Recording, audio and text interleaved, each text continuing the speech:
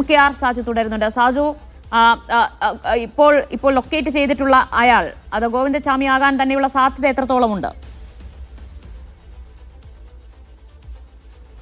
സുനിൽ നൽകിയ വിവരങ്ങൾ പ്രകാരമാണെങ്കിൽ അങ്ങനെയുള്ള സംശയത്തിന് കൂടുതൽ ശക്തിയുണ്ട്. കാരണം സുനിൽ നേരത്തെ പറയുന്നുണ്ടായിരുന്നു, കറുത്ത വസ്ത്രം ധരിച്ച ആളാണ്, ഒരു കൈയില്ലാത്ത ആളാണ് ആ ഒഴിഞ്ഞുകിടക്കുന്ന കണ്ണൂർ DCCക്ക് പുറകുവശത്തായി ഒഴിഞ്ഞുകിടക്കുന്ന കാട് പിടിച്ചു കിടക്കുന്ന പ്രദേശത്തേക്ക് ഓടിക്കയറിയിരിക്കുന്നത് എന്നാണ് സുനിൽ നേരത്തെ റിപ്പോർട്ട് ചെയ്തത്. അതുപ്രകാരമാണെങ്കിൽ നേരത്തെ കണ്ണൂർ സിറ്റി പോലീസ് കമ്മീഷണർ വിശദീകരിച്ചിരുന്നു, ഗോവിന്ദചാമി ജയിൽ ചാടി പോകുന്ന സമയത്ത് കറുത്ത വസ്ത്രമാണ് ധരിച്ചത് എന്ന്. ഗോവിന്ദചാമിക്കും ഒരു കൈയില്ല എന്ന കാര്യം നമുക്കറിയാം. അങ്ങനെയാണെങ്കിൽ ഇത് ഗോവിന്ദചാമി ആണ് എന്ന നിഗമനത്തിലേക്ക് ഇപ്പോൾ എത്തിച്ചേരേണ്ടതുണ്ട് എന്ന് തോന്നുന്നു. പക്ഷേ അല്പസമയത്തിനകം മാത്രമേ അത് ഔദ്യോഗികമായി സ്ഥിരീകരിക്കാൻ കഴിയുള്ളൂ. കാരണം ഇയാൾ ആ പറമ്പിലേക്ക് ഓടിക്കയറിയിരിക്കുകയാണ്. അയാളെ പിടികൂടാനായി പോലീസും നാട്ടുകാരും ആ കാടിനുള്ളിലേക്ക് തന്നെ, ആ കാട് പിടിച്ചു കിടക്കുന്ന പ്രദേശത്തിനുള്ളിലേക്ക് പ്രവേശിച്ചിട്ടുണ്ട്.